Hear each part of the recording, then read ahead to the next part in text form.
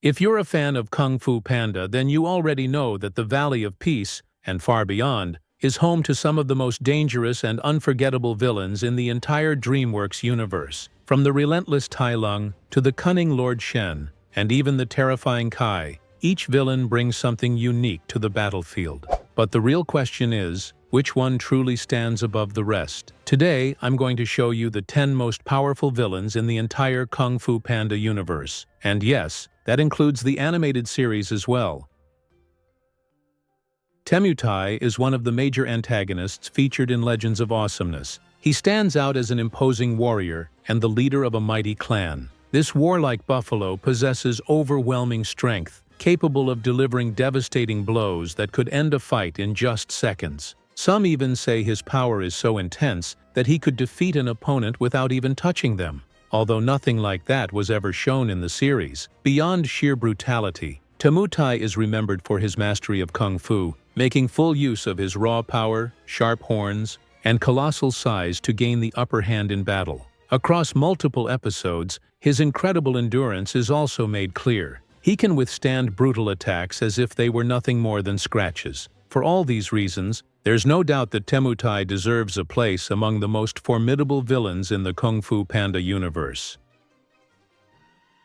Evil Po is the dark manifestation of Po's essence, created when the mystic mirror of yin and yang separated his good side from his bad side. This twisted version fights in a style similar to the original Po, but with one crucial difference. He's far more aggressive, brutal, and merciless in his attacks. Proof of that is the fact that he managed to injure and even defeat both Shifu and the Furious Five, showing just how dangerous he can be. We already know that Po himself is one of the most powerful characters in the Kung Fu Panda universe. That's why his evil counterpart carries such massive potential. However, the same aggression that makes him so strong can also become his greatest weakness. Many of Po's most impressive techniques depend on serenity and inner peace, something this corrupted version could never achieve. Even so, Evil Po is a formidable opponent, and that's exactly why he deserves a spot among the most interesting and dangerous villains in the entire franchise.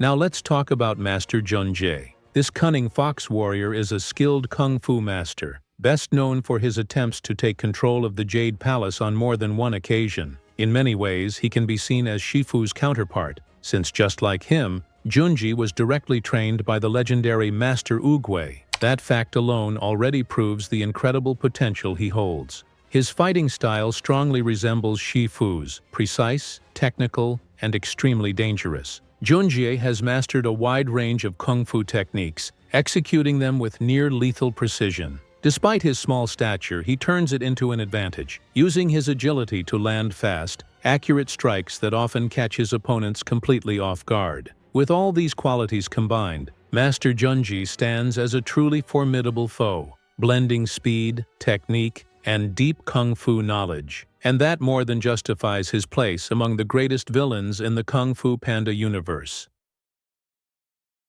Some of you might not agree with me for placing Lord Shen in this position. So let me make one thing clear right from the start. This doesn't mean he's a weak villain, far from it. In terms of storytelling and presentation, I actually consider him one of the best in the entire franchise. But when it comes to raw power, we have to admit he doesn't rank among the strongest. Lord Shen is an incredibly skilled kung fu fighter, with fluid, elegant, and at the same time lethal movements, capable of taking down multiple masters. On top of that, he's a master of blades, especially daggers and swords, which can be considered his primary weapons. His true edge, however, has always been his intelligence. Shen knew how to plan, calculate every move, and act with strategy on the battlefield. Even Shen himself acknowledged that he couldn't match the top kung fu masters in direct combat. And that's where his genius comes in. He compensated for this weakness with the creation of cannons, weapons that, as we saw in the movie, gave Po and the others some serious trouble. Of course, Shen could still put up a good fight in close combat, but his greatest strength has always been his strategic mind. Without his cannons or his army, he loses part of his advantage, though he still stands above many other villains. For all these reasons, I see Lord Shen as one of the greatest antagonists in the saga. Maybe he isn't among the strongest in terms of physical power, but thanks to his cunning, his impact, and his flawless execution as a villain, he absolutely deserves a place among the top 7.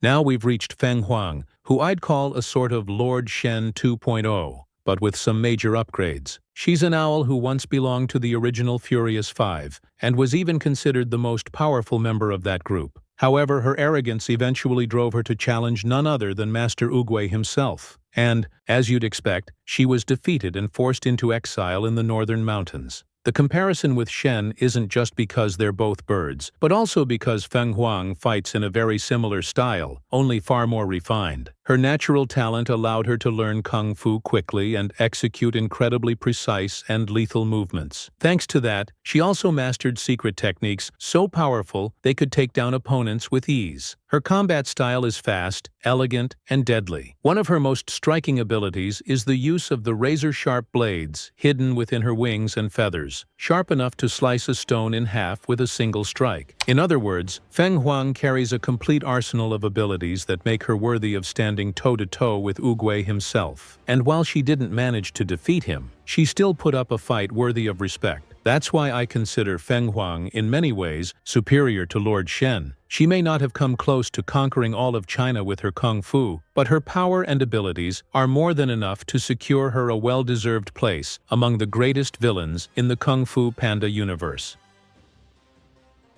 Now we've arrived at Tai Lung, and I know some of you might criticize me for placing him here. After all, he's one of the most beloved villains by the fans, and rightfully so because his story is powerful, and he became one of the most unforgettable antagonists in the entire saga. The truth is, out of all of them, he's my personal favorite. Not because of sheer power, but because of the presence and intensity he brings to every single scene, something very few characters can match. Tai Lung is a snow leopard, and the main villain of the very first movie. His fighting style is flawless, showing complete mastery of hand-to-hand combat. Trained by Shifu from a young age, he learned complex and deadly techniques, including his signature nerve attack. Every part of his body was shaped for battle, allowing him to perform fast, varied, and devastating moves. His combat experience also makes him extremely calculating. He knows exactly how and when to strike to cause the most damage possible. On top of that, he demonstrates incredible resilience, surviving brutal falls and crushing blows without ever losing momentum. If Tai Lung has a weakness, it lies in his own personality, consumed by bitterness and anger, which is exactly why Oogway never saw him as the true dragon warrior. Even so, as we saw in the fourth movie, his outlook begins to shift, revealing a very different side to his journey. At the end of the day, even without mystical or magical powers, Tai Lung remains one of the strongest and most iconic villains in the entire Kung Fu Panda universe, and that's why he absolutely deserves a spot on this list.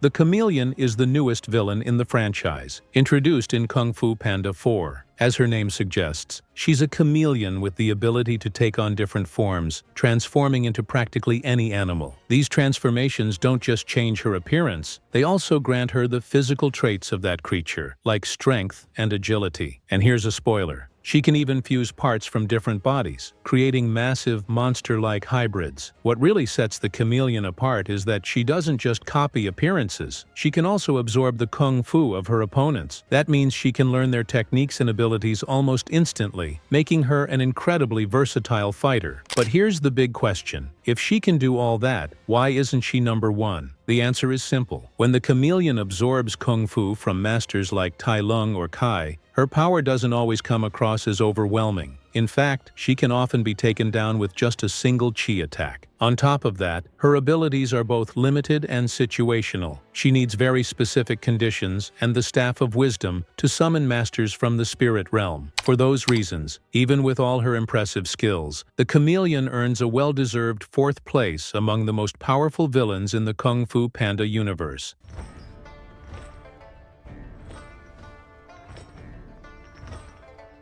Once the trusted companion of Oogway, and one of the very first to learn the art of chi manipulation from the pandas, Kai proved himself to be a true prodigy. However, he was ultimately banished to the spirit realm by Oogway himself after attempting to steal chi from others. In the world of spirits, the mighty yak spent over 500 years perfecting this ability to drain qi, eventually growing so powerful that he even managed to defeat Oogway in battle. Yet, in a way, the wise tortoise allowed this to happen. After all, Kai's strength grows with every soul he drains. Having already stolen the chai of countless kung fu masters in the spirit realm, including Oogway's own, Kai became powerful enough to re-enter the mortal world. While he is a master of close combat, Kai often prefers to fight using his jade blades attached to long chains. These chains strike from great distances with devastating force, capable of shattering massive boulders. Even the Jade Palace and Oogway's statue fell victim to their destructive power. Another of Kai's terrifying techniques is his creation of jade zombies. Every victim whose chi he steals is transformed into a small jade amulet, which Kai can reanimate at will, restoring their original bodies. But these warriors are no longer themselves. The jade encasing them strips them of free will. They fight only under Kai's command,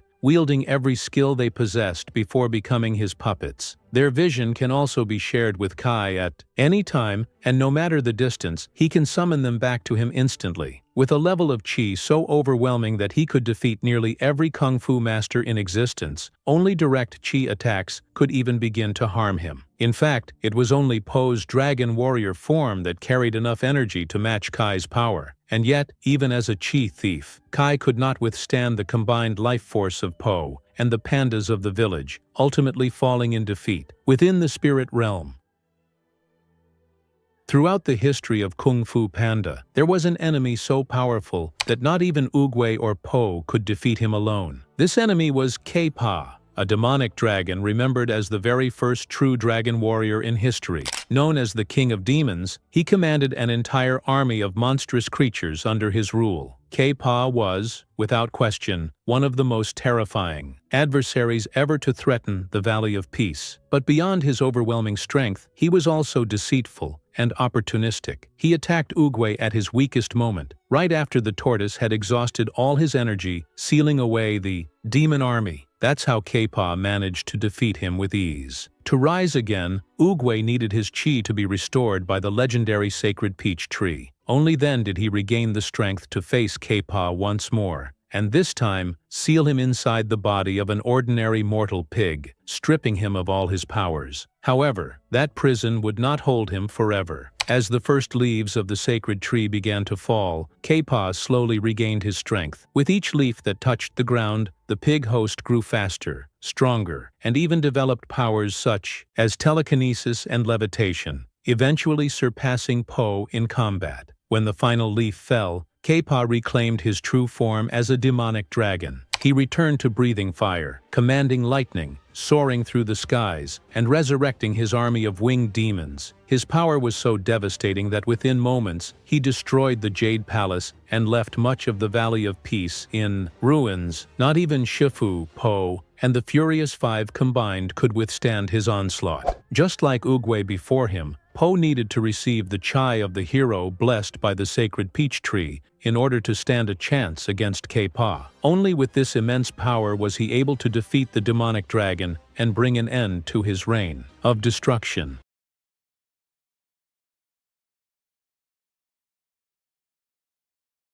Have you ever imagined what it would be like if Oogway had chosen the path of darkness? Well, Jinda represents exactly that idea. Like K-Pa, he was regarded as the true original Dragon Master. At his core, he was a demonic dragon who, around 1,000 years ago, trained 4 legendary warriors known as the 4 constellations. However, after being corrupted by darkness, he displayed power that far surpassed even that of his own disciples. That is why, with Oogway's help, the 4 constellations had to unite in order to separate Jinda's soul from his body, containing him once and for all. Yet his power was so overwhelming that, even in defeat, his essence managed to merge with the body of a vulture. The cost of this victory was steep. All members of the 4 constellations lost their lives in that battle. Even after millennia, Jinda continued to exist thanks to both his draconic nature and his most dangerous technique, qi absorption. This ability not only grants him vitality and instant healing from wounds,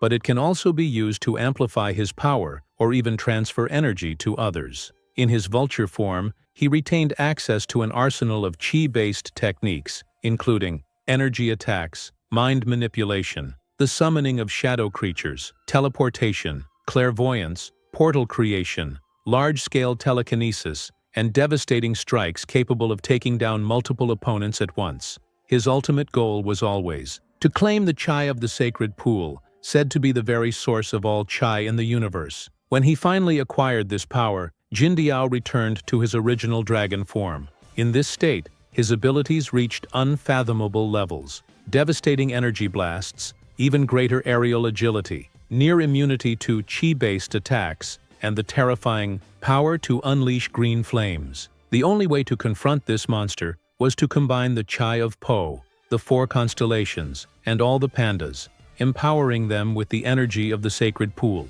Even then, all they managed to do was once again separate Jinda's soul from his body and seal it inside the spirit urn. However, this does not mean that he has ceased to be a threat forever.